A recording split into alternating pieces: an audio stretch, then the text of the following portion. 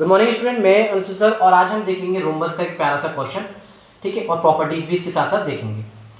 Rhombus में आपको एक एंगल दे रखा है एबीसीडी इज अ रोम्बस। एक रोम्बस है। रोम्बस क्या होता है? स्क्वायर को जब इस तरह से हम खींच देते हैं, ठीक है, तो एक रोम्बस क्रिएट हो जाता है। इसमें ऑल साइड्स आर इक्वल होती हैं और साथ ही साथ जो साइड इक्वल होती हैं वो पैरेलल होती हैं। सारा जो एंगल का सम होता है वो होता है 360 डिग्री। रोम्बस एक क्वाड्रिलेटरल है, आपको पता होनी चाहिए। Find the remaining angle of ABCD. ABCD जो है क्या करना है? फाइंड करना है। एक एंगल दे रखा है और सारे फाइंड करने हैं।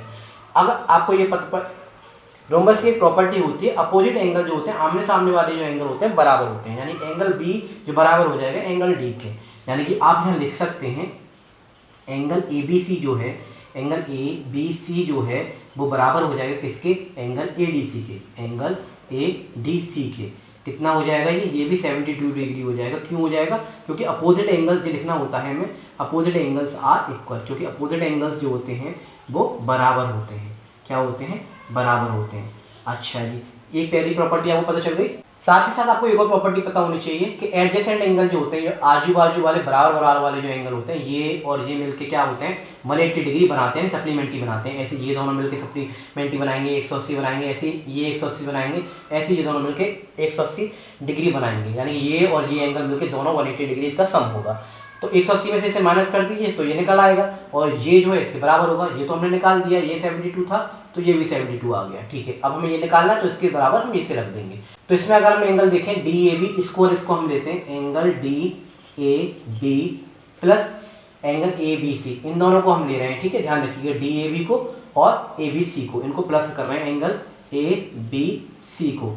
तो ये बराबर हो जाएगा किसके? 180 डिग्री के। क्यों हो जाएगा? क्योंकि एडजेसेंट एंगल है। लिख सकते हैं आप क्यों हो जाएगा भैया? क्योंकि एडजेसेंट एंगल है। Adjacent angles are supplementary. Adjacent angles are supplementary. तो डी ए बी हमें दे नहीं रखा है, इसे हम एक्स मान लेंगे। ए बी सी दे रखा है 72 डिग्री, ये दे रखा है 180। एक्स इक्वल टू 180 डिग्री में से हमने माइनस किया 72 डिग्री को, तो एक्स इक्वल टू हमारे पास कितना आ गया? ये 180 में से जो है 72 गए तो हमारे पास बचा 180 डिग्री। क्या आ गया? 180 डिग्री। ये 180 डिग्री आ गया है, ये 180 डिग्री आ गया, तो इसके अपोजिट एंगल भी 180 डिग्री होगा। यानी कि बीसीडी जो एंगल हो गया वो भी 180 डिग्री हो गया। चारों एंगल आपने फाइंड कर लिए और सबका ये सम होगा। आप निकाल के देख लीजिएगा 360 डिग्री ही बैठेगा। तो ऐसी वीडियो देखने के लिए like share subscribe. Thank you.